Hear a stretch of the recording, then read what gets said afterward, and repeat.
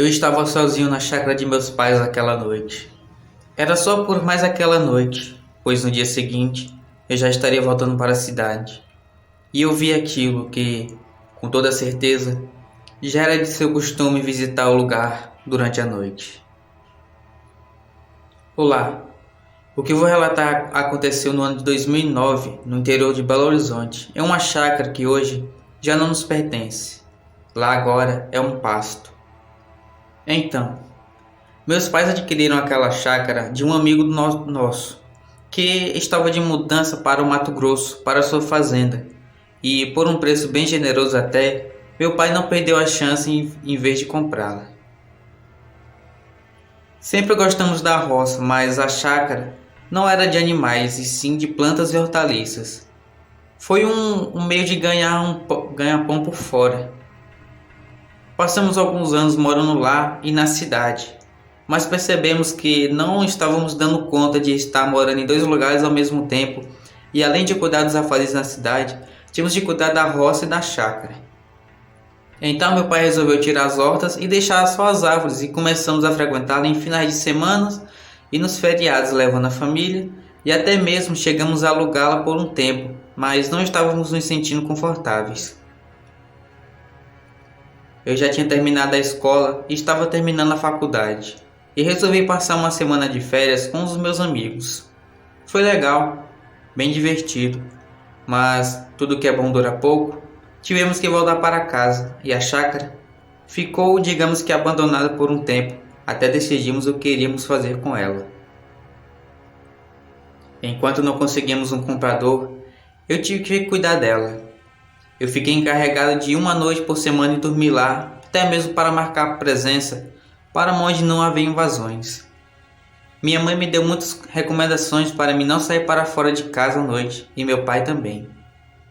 Achei estranho, mas concordei com eles, afinal eu estaria sozinho e no meio do nada. Durante um mês de minha estadia na chácara, foi tudo bem. Nada de estranho eu tinha ouvido ou visto, mas aquela situação iria mudar drasticamente em questões de 2 noites depois. Era final de semana. Eu tinha que partir para o local no início da tarde. Lá tinha uma faixa de areia que ficava rastro de quem passasse pela frente. E ao chegar, de princípio, eu não havia notado nada. Só depois de entrar e voltar até meu carro, eu vi que no chão continham rastros semelhantes de um cachorro, mas eram maiores do que o normal. Eu não dei muita atenção, pois lá naquele tempo tinha muitos lobo-guarás pela região e também muita jaguatirica. Por ser região de mata, era frequente seus avistamentos, mas eu jamais pensei em toda a minha vida que fosse aquilo. Naquela noite, eu me acordei com ruídos no lado de fora. Entre as plantas, eu escutei algo caminhando. Sim, tinha alguma coisa andando ao redor da casa, mas eu não vi nada pela janela. Também estava muito escuro, o céu estava nublado, impedindo que a lua cheia iluminasse algo no solo. Na noite de domingo, eu comecei a escutar cedo, por volta de umas 8 horas, barulhos como esturros ou urros de um grande animal. Aqueles sons vinham da parte mais fechada, onde tinha alguns pés de bananeira. Eu desrespeitei as ordens de meus pais e saí para fora de casa. Olhei ao redor, mas não conseguia ver nada. Mas eu sentia uma presença ali. Entre as árvores havia algo, alguma coisa a me espreitar. Era escuro e alto. Com medo e sem saber o que era aquilo, entrei para dentro, tranquei a porta e fui verificar as janelas. Tudo trancado, então fui dormir. Na madrugada, rosnados circundavam a casa. Me levantei e olhei novamente pela janela. Vi uma silhueta se esconder entre as árvores na frente da casa. Seus rosnados eram altos que, mesmo trancado e aquilo estando distante, eu conseguia ouvir.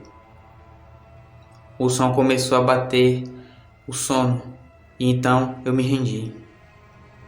Acordei pela manhã na segunda-feira e saí para fora, mas aqueles rastros estavam em toda parte. Era apenas sua visita, e na próxima noite ele iria se revelar para mim. Foi uma quinta-feira. Eu cheguei no cair da noite e fui preparar algo para comer. Enquanto isso, fui ver os arredores e tinham arranhões nos troncos das árvores, como se uma onça tivesse amolado suas garras nelas.